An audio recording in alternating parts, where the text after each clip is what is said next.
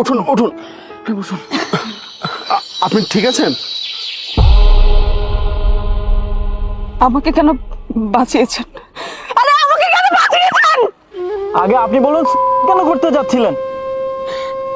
আমি তো এগুলো আপনাদেরকে বলবো না। উল্টো আপনারা আমাকে জীবনটা বাঁচিয়ে আর বেশি সমস্যা করে ফেলেছেন। আমি তো বাঁচতে চাই না, আমি তো করতে চাই। আপু, আপনি আমাদেরকে আগে বলুন যে কি হয়েছে। আমরা তো আপনাকে সাহায্যও করতে পারি, তাই না? সাহায্য? আপনারা আমাকে সাহায্য করবেন? আরে আমি যাকে ভালোবাসি তাকে তো